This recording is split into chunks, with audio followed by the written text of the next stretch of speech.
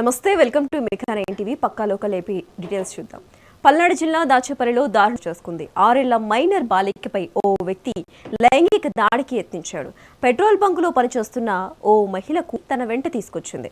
అక్కడే పనిచేస్తున్న బాలరాజు అనే వ్యక్తి చిన్నారిని తీసుకెళ్లి వేధింపులకు గురి చేశాడు. ఇక దీనిపై బాధిత తల్లిదండ్రులు పోలీస్ స్టేషన్లో ఫిర్యాదు చేశారు. దీంతో పోలీసులు నిందితుడిపై పోక్సో కేసు నమోదు చేశారు.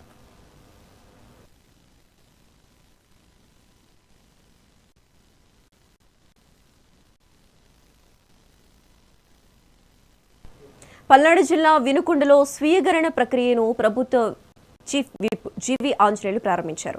2026 జనాభా గణనలో భాగంగా ఏప్రిల్ 16 నుంచి 30 వరకు ప్రజలు తమ వివరాలను ఆన్లైన్లో నమోదు చేసుకోవచ్చని అన్నారు.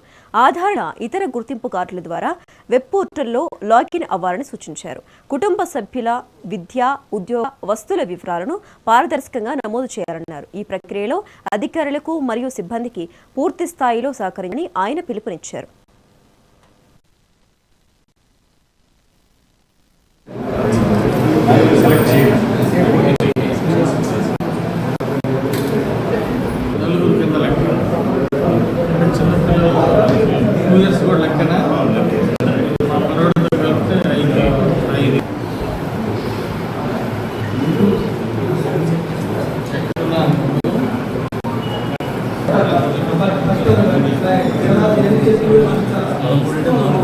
దేశవ్యాప్తంగా ఈరోజు స్వీయ గణన నమోదు కార్యక్రమం ప్రారంభమైంది. భారతదేశంలో చరిత్రలో ఈరోజు 2026 సంవత్సరంలో 8వసారి స్వతంత్రం వచ్చిన తర్వాత 5వసారి ఈ జనాభా లెక్కలు, ఈ జనాభా గణన కార్యక్రమం ప్రారంభం అవడం ఎంతో శుభదాయకం.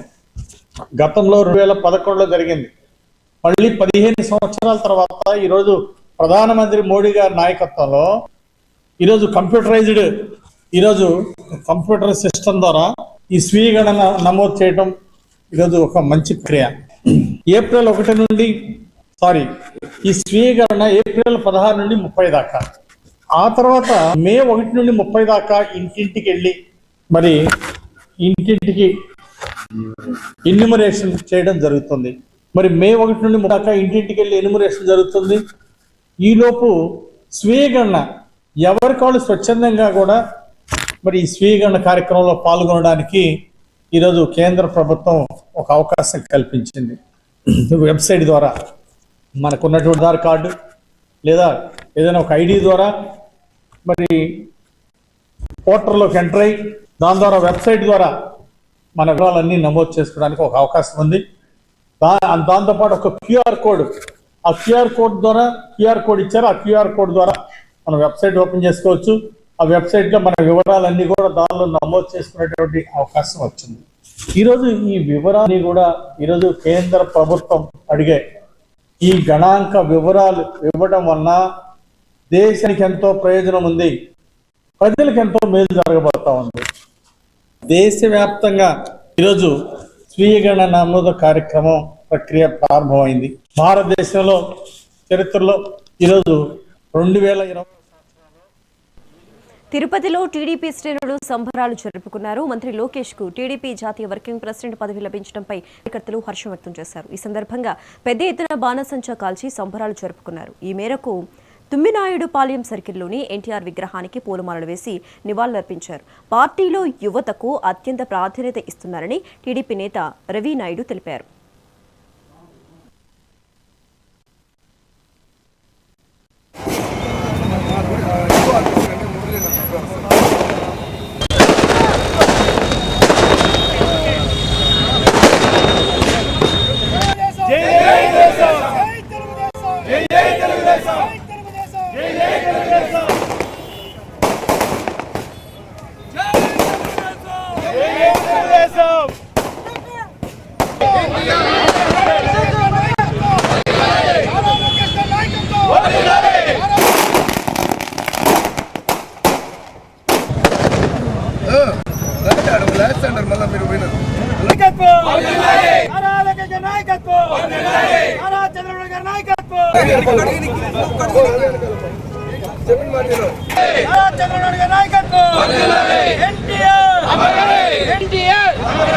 NTR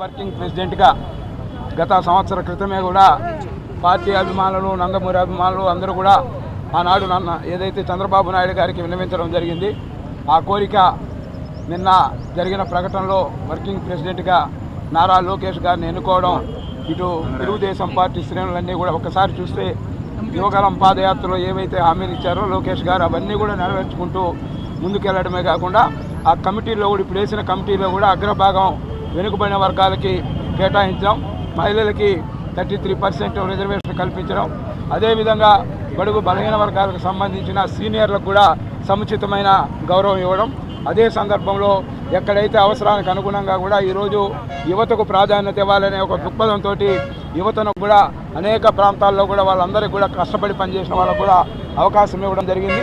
కాబట్టి ఈరోజు ఏదైతే నందమూరి తారక రామారావు గారి ఆశయాల్ని ఏదైతే నారా చంద్రబాబు నాయుడు గారు ఈ యొక్క ఇన్ని సంవత్సరాలు తీసుకెళ్లారో, ఈరోజు అటు చంద్రబాబు నాయుడు గారి ఆశయాలు, అటు ఎన్టీ రామారావు గారి ఆశయాల్ని ప్రజల్లోకి తీసుకెళ్లడమే కాకుండా వాళ్ళ యొక్క ఆకాంక్షకు అనుగుణంగా పరిపాలన సాగించి పార్టీని కూడా బలోపేతం చేసే దిశగా యువనేత, యువత ఆశాజ్యోతి, ఈ రాష్ట్ర భవిష్యత్తు నారా లోకేష్ గారు నిన్ననే గౌరవ జాతీయ తెలుగుదేశం పార్టీ అధ్యక్షులు కార్యకర్తల నాయకుల కోరిక మేరకు పార్టీని నడపగలిగిన సామర్థ్యం, సమర్థత నారా లోకేష్ గారు దాన్ని గుర్తించి కార్యకర్తల కోరిక మేరకు జాతీయ తెలుగుదేశం పార్టీ వర్కింగ్ ప్రెసిడెంట్గా నిన్న ప్రకటించడం రాష్ట్ర వ్యాప్తంగానే కాదు యావత్ తెలుగు జాతి మొత్తం 3.0 స్టార్ట్ అయిందనే పరిస్థితి ఈరోజు రాష్ట్రంలో ఉంది. రాష్ట్ర వ్యాప్తంగా సంబరాలు చేసుకుంటున్నారు. ఇటు తెలంగాణలో కూడా నారా లోకేష్ గారిని జాతీయ వర్కింగ్ ప్రెసిడెంట్ అనౌన్స్ చేసినాక తెలంగాణలో కూడా పార్టీకి పూర్వ వైభవం వస్తుందనే నమ్మకం కూడా కార్యకర్తల్లో మళ్ళీ ఆనందం వ్యక్తం చేయడం జరిగింది. ఈరోజు నందమూరి తారక రామారావు గారు సమర్థవంతంగా పార్టీని నడపడమే కాదు, ఈ రాష్ట్ర సంక్షేమాన్ని అనేక సంక్షోభాలను ఎదుర్కొని సంక్షేమం అందించారు. తర్వాత చంద్రబాబు నాయుడు గారు అదే పరిస్థితిలో సుదీర్ఘ అనుభవంతో రాష్ట్రాన్ని అభివృద్ధి వైపు నడిపించారు. పార్టీకి అనేక ఒడిదుడుకులు వచ్చినా, అనేక ఇబ్బందులు వచ్చినా ఇందిరాగాంధీ కాడి నుంచి జగన్మోహన్ రెడ్డి వరకు అందరూ ఇబ్బంది పెట్టాలని చూశారు. ఈ పార్టీనే లేకుండా చేస్తామన్నారు, చంద్రబాబు నాయుడు గారిని లేకుండా చేస్తామన్నారు, లోకేష్ని లేకుండా చేస్తామన్నారు. కానీ ఈరోజు చూసే వాళ్ళే లేకుండా పోయారు. పశ్చిమ గోదావరి జిల్లా పాలకులలో టీడీపీ పార్టీ శ్రేణులు సంబరాలు జరుపుకుంటున్నాయి. నారా లోకేష్ పార్టీ జాతీయ వర్కింగ్ ప్రెసిడెంట్గా నిమ్మల రామనాయుడు పొలిట్ బ్యూరో సభ్యునిగా నియమితులవ్వడంపై కార్యకర్తలు హర్షం వ్యక్తం చేస్తున్నారు. అలాగే మాజీ ఎమ్మెల్సీ అంగ్ర రామ్మోహన్ రావును పార్టీ రాష్ట్ర కార్యనిర్వాహక కార్యదర్శిగా నియమించడం పట్ల మార్కెట్ కమిటీ చైర్మన్ కోడి విజయభాస్కర్ రావు అధిష్టానానికి కృతజ్ఞతలు తెలిపారు. లోకేష్ నాయకత్వంలో పార్టీ మరింత పటిష్టం అవుతుందని నేతలు ధీమా వ్యక్తం చేస్తున్నారు. రాష్ట్ర కమిటీల్లో యువ నాయకులు నారా లోకేష్ బాబు గారికి వర్కింగ్ ప్రెసిడెంట్ గా ఇవ్వటం రాష్ట్రంలో ఉన్నటువంటి యువత అంతా కూడా హర్షం వ్యక్తం చేస్తూ మంచి యువ నాయకుడికి మంచి పదవి వచ్చింది, రాష్ట్రాన్ని మరి దిశ నిర్దేశించి తెలుగుదేశం, ఇటు జనసేన, బీజేపీ కూటమి ప్రభుత్వాన్ని కలుపుకొని రాష్ట్రానికి మరి అన్ని రంగాల్లో కూడా అనుకూలంగా చేసే నాయకుడు, నిప్పులాంటి నాయకుడు మరి నా లోకేష్ బాబు గారని ప్రజల్లోకి మరి ఈ మాట బాగా స్పీడ్గా వెళ్తుంది.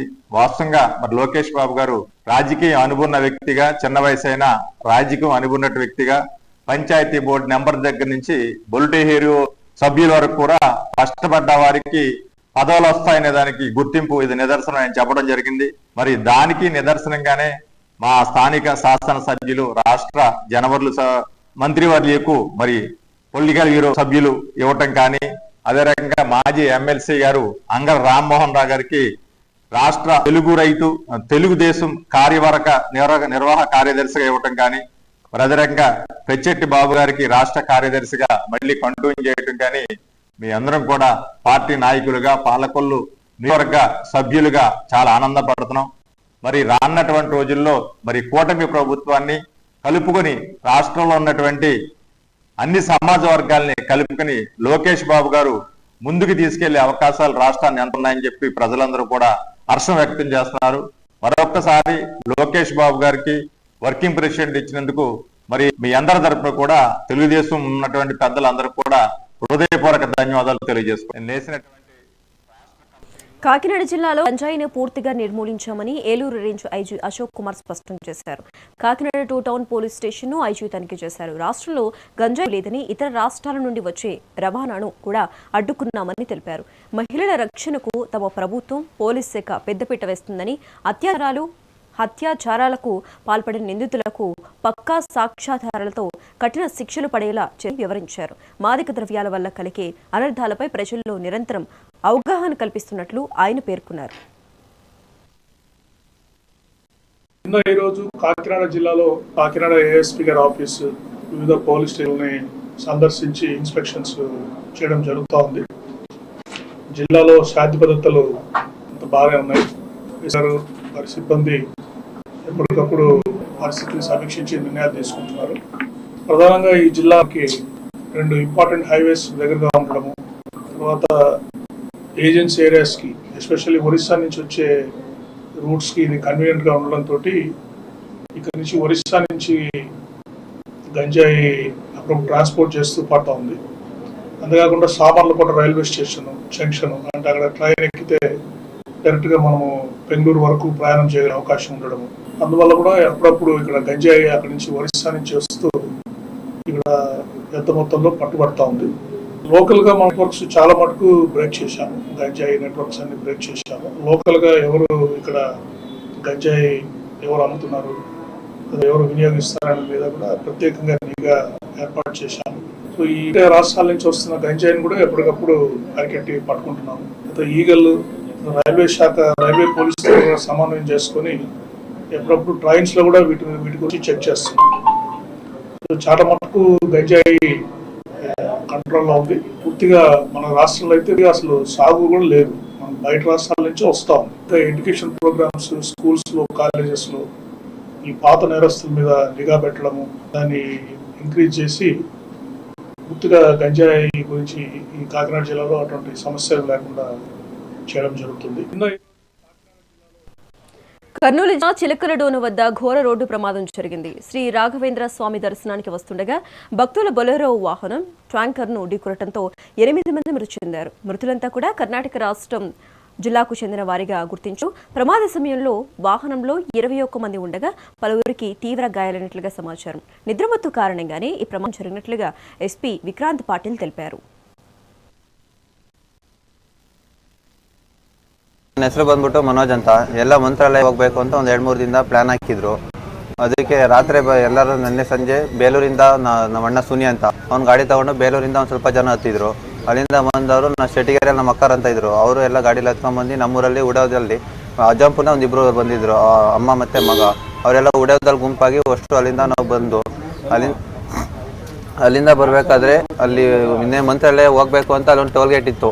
ನಿನ್ನೆ ಮಂತ್ರಾಲಯ ಇಲ್ಲಿ ಬರ್ತಾ ಇಲ್ಲ ಟೋಲ್ ಗೇಟ್ ಇದೆಯಲ್ಲ ಸರ್, ಆ ಟೋಲ್ ಗೇಟಲ್ಲಿ ನಿಲ್ಲಿಸಿ ಊಟ ಮಾಡ್ಕೊಂಡು ಬರ್ತಾ ಇರ್ಬೇಕಾದ್ರೆ ನನಗೆ నిద్ర ಬಂತು ಅಂತ మల్కొండిద్దే. సిమెంట్ ఈ ఫ్లై యాష్ వెహికల్ ట్యాంకర్ వస్తుంటే ఎదురుగా వస్తున్న అశోక్ లేలాండ్ దోస్తీ వెహికల్ ఢీకొట్టడం జరిగింది.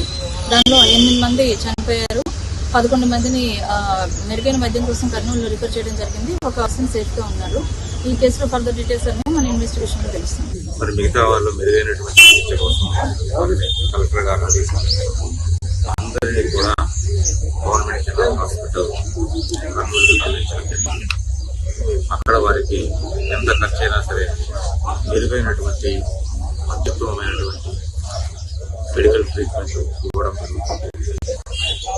ఈ ప్రక్రియ మొత్తం అయిన తర్వాత అందరూ వచ్చి కూడా మేము వచ్చిన తర్వాతనే పోస్ట్ మార్టం. ఏలూరులో డ్రగ్స్ వ్యతిరేక అవగాహన కోసం సైకిల్ ర్యాలీ నిర్వహించారు.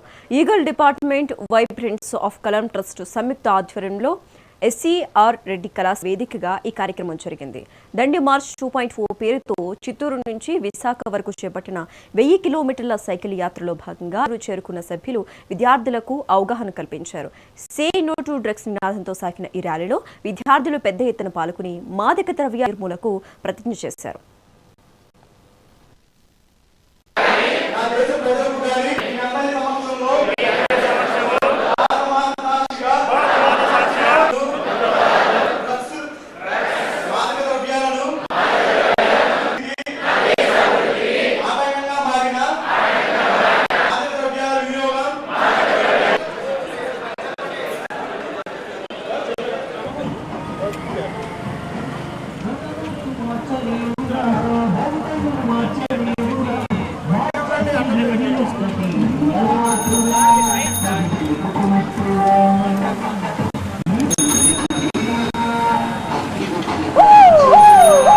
దండి మార్చ్ 2.0 పేరుతో డ్రగ్ ఫ్రీ ఆంధ్రప్రదేశ్ లక్ష్యంగా తిరుపతి నుంచి విశాఖపట్నం వరకు 13 జిల్లాల మీదుగా 17 రోజుల పాటు 1000 కిలోమీటర్ల సైకిల్ యాత్రను మేము నిర్వహించుకుంటూ 11వ రోజుగా ఈరోజు ఏలూరు పట్టణానికి చేరుకోవడం జరిగింది. ఇప్పటి వరకు 618 కిలోమీటర్లను పూర్తి చేసుకొని ఏప్రిల్ 22వ తారీఖు వైజాగ్ చేరుకోవడం జరుగుతుంది. 1 మిలియన్ పీపుల్ని అంటే 10 లక్షల మంది విద్యార్థుల్ని ప్రత్యక్షంగా కలిసి వారిలో ఈ డ్రగ్స్ అనే మహమ్మారి పట్ల అవగాహన చైతన్యం కలిగించే ఏకైక లక్ష్యంతో మేము ఈ యాత్రను కొనసాగిస్తున్నాము. 7 సభ్యులు భారతరత్న డాక్టర్ ఏపీజే అబ్దుల్ కలాం గారి స్ఫూర్తితో మేము ఈ యాత్రను కొనసాగిస్తున్నాము. ప్రతి ఒక్కళ్ళు కూడా ఈరోజు డ్రగ్స్ అంటే అది ఒక ఆరోగ్య సమస్యలాగా చూస్తున్నారు తప్ప ఇది ఈ దేశానికి పెను ముప్పుగా పరిగణించబోయే ఒక భయంకరమైనటువంటి ఈ దేశ భద్రతకు సంబంధించినటువంటి అంశంలాగా ఈరోజు పరిగణించబడుతుంది. ఈ మహమ్మారి పట్ల అప్రమత్తంగా లేకపోతే ప్రపంచంలోనే అత్యధిక యువత కలిగిన ఈ భారతదేశం ఈ బారిన పడి నిర్వీర్యమై ఈ దేశం అభివృద్ధికి ఆటంకంగా మారుతుందనే దాన్ని మేము గుర్తించి ఈ దేశంలో ఈ మాదక ద్రవ్యాల పట్ల చైతన్యాన్ని అవగాహనని కల్పిస్తూ ఈ భారతదేశ అభివృద్ధిలో యువతంతా ఉత్సాహం కావాలని వారితో బలమైనంగా దేశభక్తిని ప్రదర్శించేటట్టుగా ప్రతిజ్ఞ చేయించుకుంటూ ఈ యాత్రను కొనసాగించడం జరుగుతుంది. రాజమండ్రిలో కేజీ బేసిన్ గ్యాస్ చమురు సాధన సమితి ఆధ్వర్యంలో రాష్ట్ర స్థాయి ప్రజా సదస్సు నిర్వహించారు. కృష్ణా గోదావరి బేసిన్ నుంచి తీసుకొస్తున్న సహజ వనరుల్లో 50% వాటా ఆంధ్రప్రదేశ్కు కేటాయించాలని సదస్సు డిమాండ్ చేసింది. ఈ కార్యక్రమంలో పిఎం రాష్ట్ర కార్యదర్శి వి శ్రీనివాసరావు పాల్గొన్నారు. రిలయన్స్ సంస్థ గ్యాస్ను గుజరాత్కు తరలిస్తుందని, మన వాటా మనకు ఇస్తే మహిళలకు 300 రూపాయలకే సిలిండర్ అందించవచ్చని శ్రీనివాసరావు పేర్కొన్నారు. రాష్ట్ర ప్రభుత్వం వెంటనే అసెంబ్లీలో తీర్మానం చేయాలని, లేని పక్షంలో గనక చమురు సంస్థల వద్ద భారీ ఆందోళనలు చేపడతామని చల్లసాని శ్రీనివాస్ హెచ్చరించారు. నేనే గోదావరి బిడ్డగా చెప్తున్నాను, మా భూగర్భంలో ఉన్న గ్యాస్ ని మీ అబ్బా సొత్తుల్లాగా, మళ్ళీ రిపీట్ చేస్తాను ఎందుకంటే కడుపుమని మాట్లాడతాను, మీ అబ్బా సొత్తుల్లాగా మీరు గుజరాత్ కో ఇంకోటి దగ్గర దొబ్బుకుపోతా ఉంటే మా ప్రజలు మా ఇంటికి మా వంటింటికి ప్రతి వంటింటికి ఇచ్చిన తర్వాత 200 రూపాయలకి, అప్పుడు 100 రూపాయలు అనుకున్నాం, 200 రూపాయలకి ఇచ్చిన తర్వాత మీరు ఎక్కడ 50% రాష్ట్రానికి ఇచ్చిన తర్వాత మీరు ఎక్కడ దొబ్బుకుపోతారు, దొబ్బుకుపోండి. మీ ఇష్టం వచ్చినట్టు గ్యాస్ లైన్ వేసుకుంటా మా పొలాల్లోంచి పచ్చడి పొలాల్లోంచి జీవోలు తెచ్చుకుంటా మీరు అక్కడికి వెళ్ళి 20 లక్షలకి మీ గుజరాత్ లో చేసుకుంటారా? దేశం మొత్తం మీద 83 గ్యాస్ మా కేజీ బేసిన్ ఉత్పత్తి అవుతుంది. మాకేమో ఇక్కడ రాజమండ్రికో, విశాఖపట్నానికో, శ్రీకాకుళానికో, అనంతపురానికో లేదా గుంటూరుకో 1000 ఏళ్ళకే 5000 ఏళ్ళకో ఇవ్వరా, కనెక్షన్లు ఎవరా? ఏ జాగీర్లా? అందుకని స్పష్టంగా మేము ఇవాళ మీ గ్యాస్ లో ఇక్కడ మహిళలు మెత్త బుక్ చేసుకుని 30 రోజుల రాత్ర పో, ఇప్పుడు ఎవరికి ఇచ్చేది లేదు, దొబ్బేయమంటారా? 900 రూపాయలకి మీ జాగీరని పెట్టావా? మన జాతీయ వనరుల్ని రిలయన్స్ కో, అంబానీకో, అదానికో ఒప్పజెప్పి మన రాష్ట్రాన్ని దివాళా తీసుకోవడం ఎట్టి పరిస్థితుల్లో అనుమతించకూడదు. అందుకనే మేము వామపక్ష పార్టీలు, ప్రజా సంస్థలు, మేధావులు, జలసాని శ్రీనివాస్ గారు లాంటి వాళ్ళు, లేకపోతే ఒటే సోమనాథరావు గారు లాంటి వాళ్ళు, ఇలాంటి అనేక మంది ప్రముఖులు కూడా ఈ ఉద్యమంలో భాగస్వాములై ఒక చమురు సహజవాయువు సాధన సమితిగా ఏర్పడి రాష్ట్ర వ్యాప్తంగా ఆందోళన చెందకూడుతున్నాం. ఖచ్చితంగా మన రాష్ట్రంలోనే మన వనరుల మీద మన ఆధిపత్యం ఉండాల్సిందే. ఈ రోజున రిలయన్స్ యొక్క కార్పొరేట్ యొక్క ఆధిపత్యం అనేది ఈ దేశ ప్రభుత్వాల మీద, కేంద్ర ప్రభుత్వం మీద, అలాగే న్యాయ వ్యవస్థ మీద కూడా చాలా బలీయంగా పనిచేస్తా ఉంది. ఎందుకంటే ఓఎన్జీసీ నుంచి గ్యాస్ ని దొంగిలిస్తే ఓఎన్జీసీ వాళ్ళు చమురు క్షేత్రం నుంచి వాళ్ళు గ్యాస్ ని రిలయన్స్ వాళ్ళు దొంగిలిస్తే ఓఎన్జీసీ వాళ్ళు కోర్టులో ఫైల్ చేస్తే 2017 నుంచి ఇప్పటి వరకు కూడా దాని జడ్జిమెంట్ ఇవ్వకపోవడం అనేది సుప్రీంకోర్టు ఏ రకమైన స్పందించకపోవడం అనేది చూస్తామంటే న్యాయ వ్యవస్థను ఏ రకంగా కార్పొరేట్స్ ఏ రకంగా నియంత్రిస్తా ఉన్నాయి, ఏ రకంగా ప్రభావితం చేస్తా ఉన్నాయి అర్థమవుతుంది. నేనే వాళ్ళ గోదావరి బిడ్డగా చెప్తున్నాను, మా భూగర్భంలో ఉన్న గ్యాస్ ని మీ అప్ప సొత్తుల్లాగా. నంద్యాల జిల్లా పాములపాడు టోల్ ప్లాజా వద్ద ఎమ్మెల్యే బుడ్డా రాజశేఖర రెడ్డికి టోల్ సిబ్బందికి మధ్య జరిగిన వాగ్వాదం చర్చనీయాంశంగా మారింది. ఫాస్ట్ ట్రాక్ లైన్ లో నిబంధనలకు విరుద్ధంగా వాహనాలు నిలిపివేయడంతో ఎమ్మెల్యే వాహనం నిమిషాల తరబడి నిలిచిపోయింది. దీనిపై ప్రశ్నించిన ఎమ్మెల్యేకు అక్కడి సిబ్బందికి మధ్య ఘాటైన మాటల యుద్ధం జరిగింది. ఈ క్రమంలో సదరు ఉద్యోగిని కిడ్నాప్ చేశారంటూ ప్రతిపక్షాలు ఆరోపించగా తానెవరో తెలియజేసేందుకే అతడిని వెంట తీసుకెళ్లారని ఎమ్మెల్యే వివరణ ఇచ్చారు. చివరకు సదరు ఉద్యోగి పోలీసుల వద్దకు వచ్చి తనపై ఎలాంటి దాడి జరగలేని వాంగ్మూలం ఇవ్వడంతో వివాదం సద్దుమణిగింది.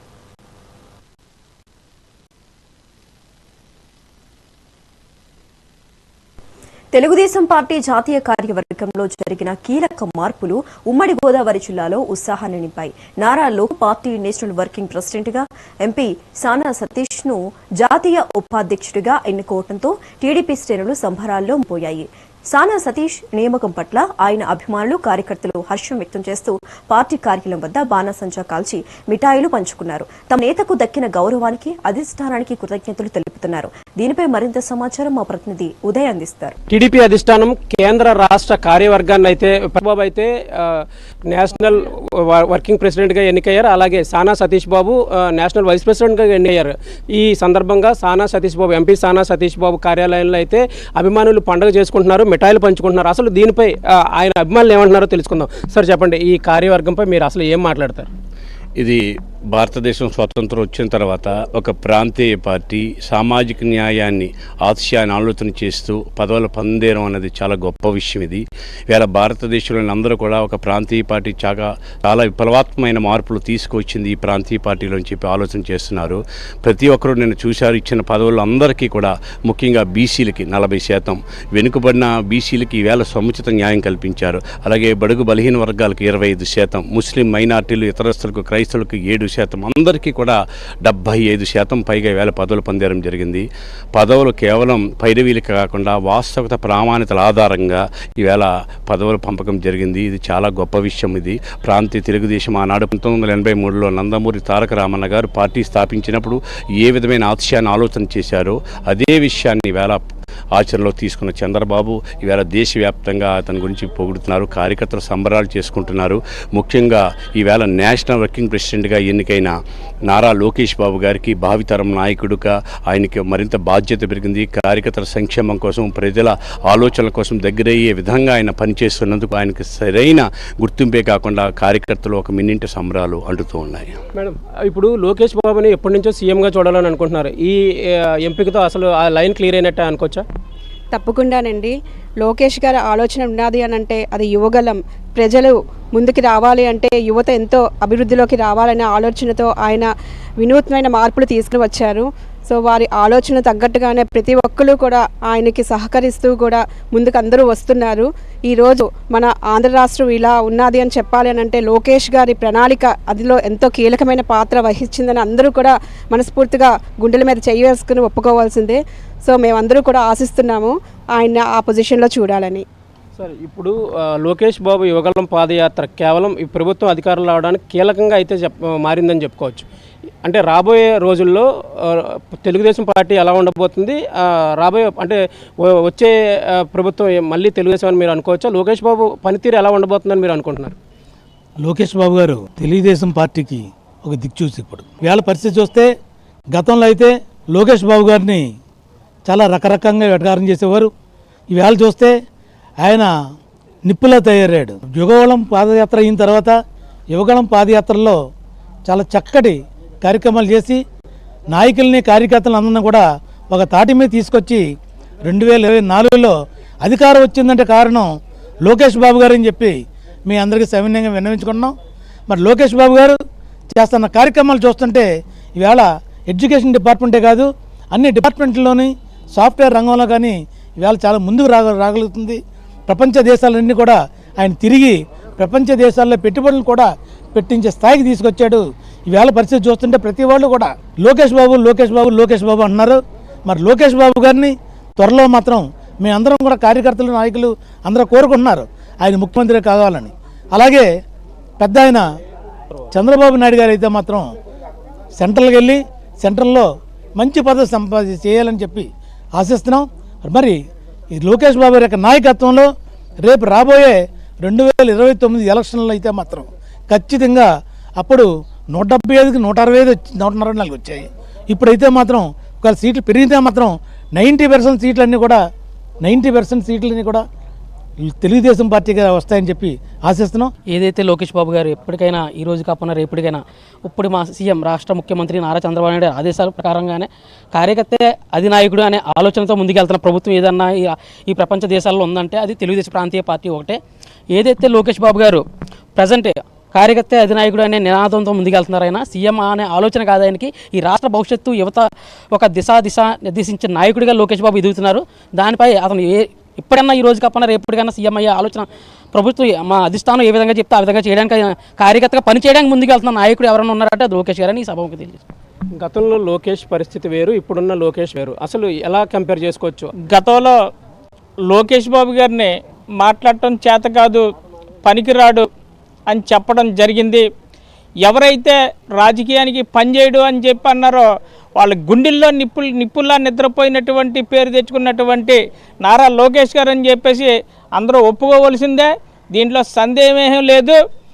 లోకేష్ గారు చిన్న స్థాయి నుంచి ఒక కార్యకర్త స్థాయి నుంచి వెనకాలండి పార్టీని నడిపించి పార్టీ క్రమశిక్షణను సభ్యత్వాల నమోదు విషయంలోనైతేనో పార్టీ కార్యకర్తల ఇన్సూరెన్స్ క్లెయిమ్ చేయడంలో అయితేనో అంచెలంచెలుగా ఒక్కొక్కటి చేసుకుంటూ యువగలంలో ఉన్నటువంటి అన్ని అంశాలను పూర్తి చేసి ఈ రోజున ప్రజలందరి మన్ననలో పొంది నారా చంద్రబాబు నాయుడు గారు ఈ రాష్ట్రంలో ఉన్న నాయకులందరితో దృష్టిలో పడ్డాడు కాబట్టి చేయగలడు కాబట్టి ఈ రాష్ట్రాన్ని ముందుకు నడిపించగలగలడు కాబట్టి ఇవాళ వర్కింగ్ ప్రెసిడెంట్గా ఇవ్వడం జరిగింది. తెలుగుదేశం పార్టీలో బడుగు బలహీన వర్గాలకే కీలకమైన పదవులు ఇవ్వడం జరిగింది. ఈరోజు తెలుగుదేశం పార్టీలో బడుగు బలహీన వర్గాలకి ఆయన ఒక ఆశాజ్యోతి. ఈరోజు చిన్న చిన్న వ్యక్తులు ఈరోజు కార్యదర్శులుగా, రాష్ట్ర కార్యనిర్వాహక కార్యదర్శులుగా, ఉపాధ్యక్షులుగా ఉన్నారంటే ఈరోజు తెలుగుదేశం పార్టీ గొప్పతనం. ఈరోజు మన సానా సతీష్ బాబు గారు ఆఫీస్లో ఈరోజు మనం సంబరాలు జరుపుకుంటున్నాం. దేనికంటే ఈరోజు ఆయన సేవలను గుర్తించి ఈరోజు జాతీయ ఉపాధ్యక్షులుగా ఆయనకి ఇటువంటి పదవిని కట్టబెట్టడం అనేది నారా చంద్రబాబు నాయుడు గారు మన జాతీయ అధ్యక్షులు ఇటువంటి పదవిని కట్టబెట్టినందుకు మేము అందరం సంబరాలు జరుపుకుంటున్నాం. ఈయన సేవా స్మృతి అన్నీ కూడా మేము అందరం గ్రహించి దీనికి మేము కృషి చేయడానికి కూడా మేము అందరం ముందు ఉంటున్నాం. లోకేష్ గారు యువగలం పాదయాత్ర చేసి ఎంతో మంచి పేరు తెచ్చుకున్నారు.